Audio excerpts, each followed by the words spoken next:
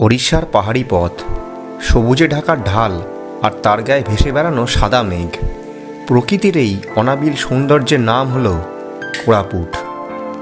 এই কোরাপুটের বুকেই লুকিয়ে আছে দেওমালি, ওড়িশার সর্বোচ্চ শৃঙ্গ, প্রায় ৫,৪৮০ ফুট উঁচু। আমাদের এই যাত্রায় দেওমালির অভিজ্ঞতা ছিল অনন্য।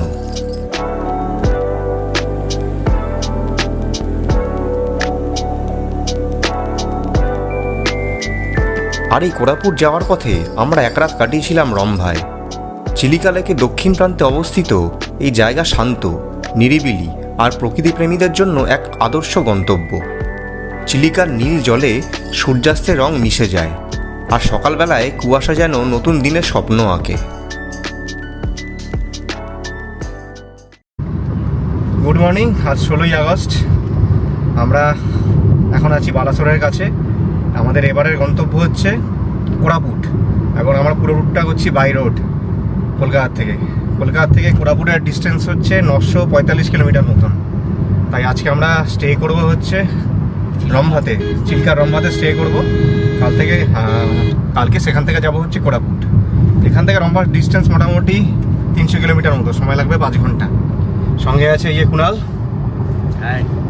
আর এই যে আমাদের সারথি সেন্তুদা। আকাশ মেঘলা, বৃষ্টি একটু আগে হচ্ছিল, এখন হচ্ছে না।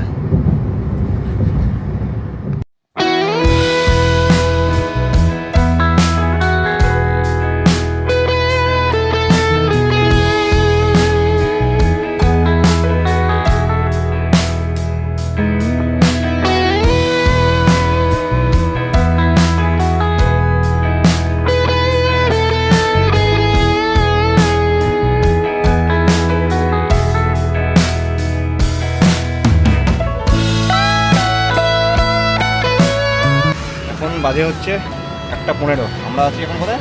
যাজপুরের কাছে আছি, তাই তো? যাজপুরেই আছি। রাস্তা হয়ে গেছে এখন। অটো আসতে এখনো মোটামুটি আধ ঘন্টা বাকি। দুটো মুখে পুরো হাঁটে ধরে।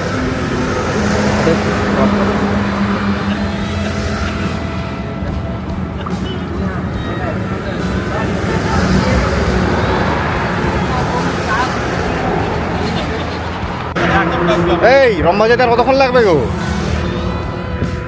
এই আর ২০০ কিলোমিটার আছে। কতক্ষণ লাগবে তাও? ৩ ঘন্টা, ৩.৫ ঘন্টা। মানে এখন বাজে এই ১:২০ মতন। হ্যাঁ, রাস্তাঘাটে খাওয়া দাওয়া করতে হবে। হ্যাঁ, আবার লাঞ্চ করার ব্যাপার আছে। ৪ ঘন্টা ধরে রাখতে হবে। আমরা ৫টা। ঠিক আছে, চলো।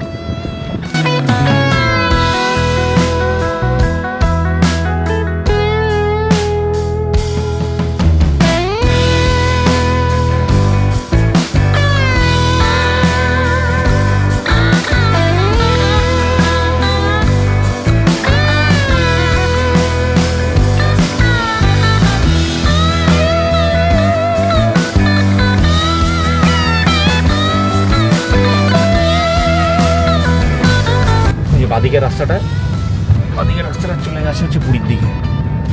আমরা যাব ভুবনেশ্বর থেকে হয়ে চিল্কার দিকে রম্ভা।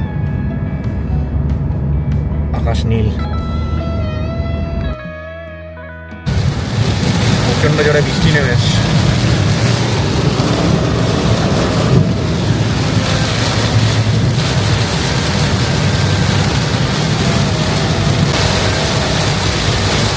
প্রচণ্ড জোরে হচ্ছে, দেখা যাচ্ছে না সামনে।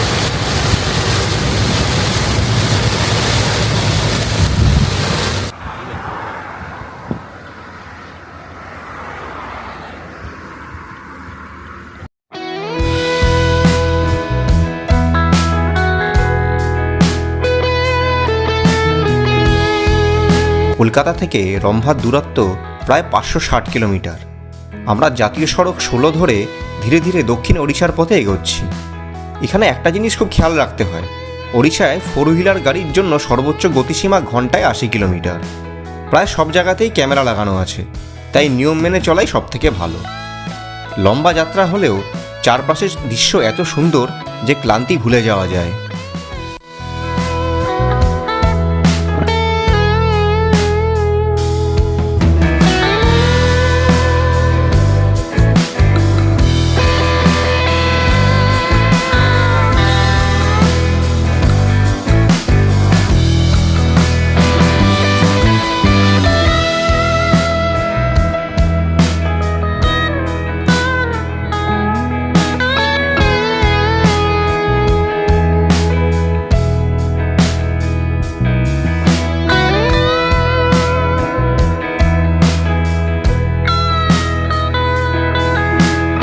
চলে এসেছি চিল্কা লেক।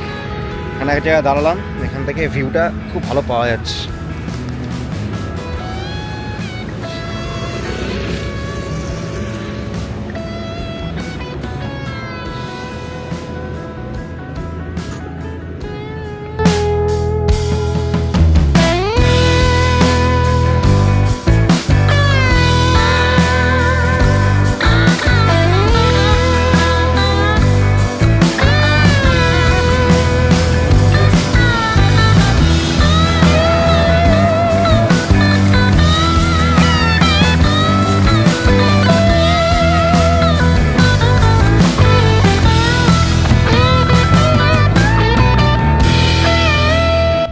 দীর্ঘ 9 ঘন্টা আসার পর আপাতত আমরা এসে পৌঁছালাম কোথায়?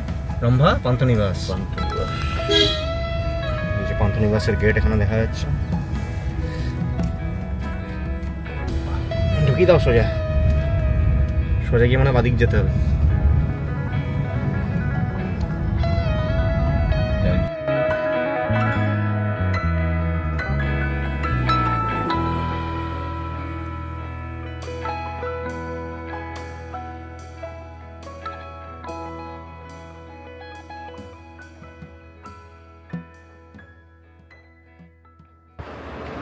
এই হচ্ছে আমাদের রুম।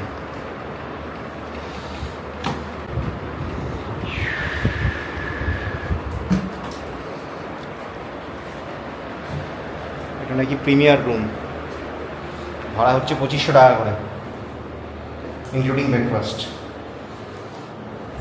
এটা খোলো, দেখি কি আছে।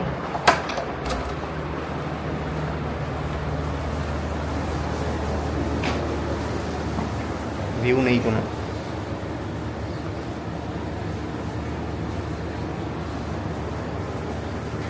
জাস্ট চেক ইন করে একটু লেকের ধারে হাঁটতে বেরিয়েছি, কারণ একটু বাদে অন্ধকার হয়ে যাবে। রাস্তাটা সোজা চলে যাচ্ছে লেকের ধারে।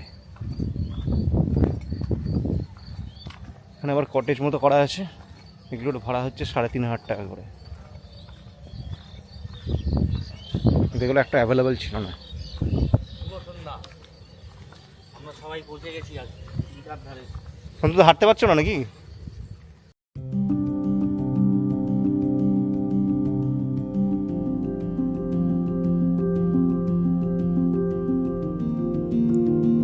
চিল্কা লেকের দক্ষিণ প্রান্তে শান্ত নিরিবিলি এক জায়গা হলো রামভা।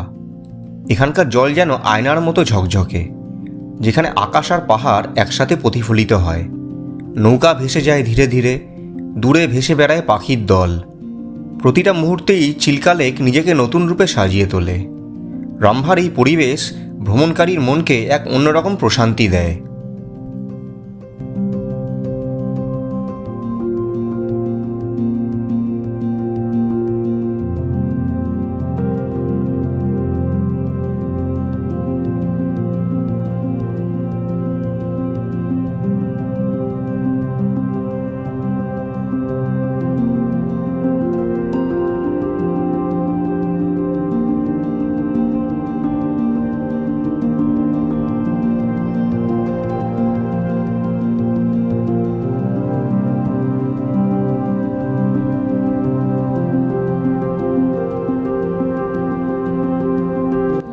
আমরা আবার রুমে ফিরে যাচ্ছি, প্রায় 7টা বাজে। রুমে গিয়ে একটু রেস্ট নেবো, কালকে আবার ভোরবেলা বেরোতে হবে। শুনতো কালকে কটায় বেরোনো? কালকে 7:30 থেকে 8টায় বেরিয়ে যাবো। 400 কিলোমিটার রাস্তা, কিন্তু 400 কিলোমিটার হয়ে যাবে। কত 6-7 ঘন্টা লাগবে। ঠিক আছে, এখন তাহলে রুমে গিয়ে একটু রেস্ট নিই, কাল আবার সকালে বেরোনো আছে। রামভার শান্ত জল আর নিরিবিলি পরিবেশ ছেড়ে এবার আমরা রওনা হলাম কোরাপুটের পথে। দীর্ঘ রাস্তা, চারপাশে নীরবতা আর যাত্রার ক্লান্তি সব মিলিয়ে যেন শুরু হলো নতুন এক অধ্যায়। পরের অংশে কোরাপুট ভ্রমণের আসল গল্প নিয়ে আবার দেখা হবে। সাথেই থাকুন।